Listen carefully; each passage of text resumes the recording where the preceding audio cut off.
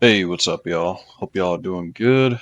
Here we got some gameplay from MW3, pushing on some confirmed, I believe it is, maybe some team deathmatch. But point of this is basically I got a new PC recently. I got a RTX 4090, Intel 13900K. It's got a external radiator, liquid cooling, and then the power supply is about 1200 watts. Got 64 gigabits of DDR5 Ram and about 6 terabytes of NVMe SSD storage. That's pushing about 7,000 megabit per second read write speed.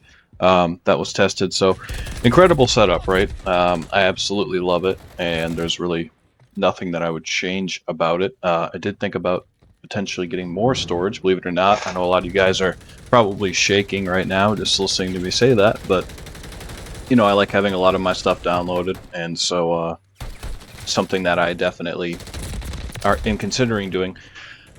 However, the point of this video here is just to talk about kind of my experience, because I did come from a Xbox Series X and a PS5. I own both of them, and I own a Switch as well, but it's kind of irrelevant to this topic. So the Series X was my main driver that I used for the last 3 or 4 years, and then before that it was the One X. And so I've always had, whatever the top Xbox is, I've always had that.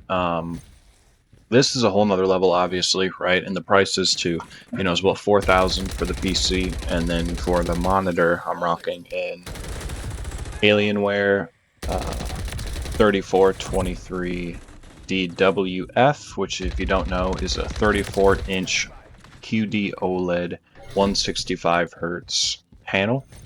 It is the FreeSync version, and it works just fine with the RTX 4090, so I've had no complaints there.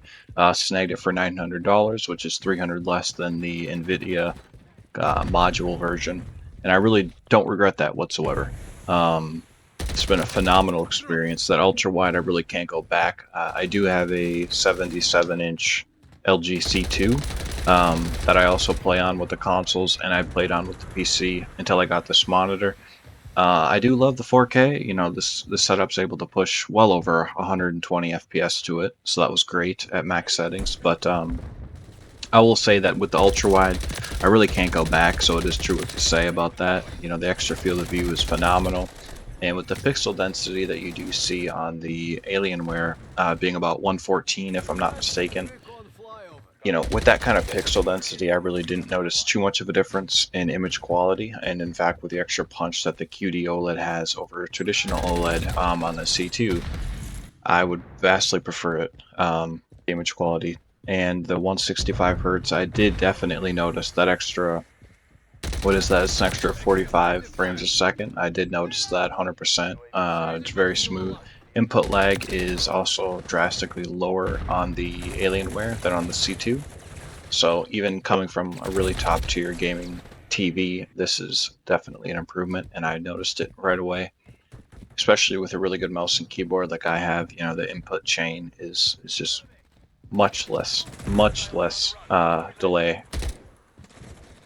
It's about all I could say about all the hardware. As far as the user experience, it's been phenomenal. I'd recommend it to anyone who is willing to stick the money out. Now, the price to performance ratio is not even close to the same, obviously, because on the Series X it still looked great, played great, and it was 500 bucks. And I spent 500 just on my storage for this thing. So about 5,000 for my PC setup versus 500 for the Xbox, plus the $2,500 or $3,000 TV. So it's phenomenal. I love it.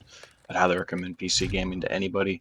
As far as my, in-game performance goes, I would say I've definitely improved. And yeah, that about wraps it up. Have a good one, y'all.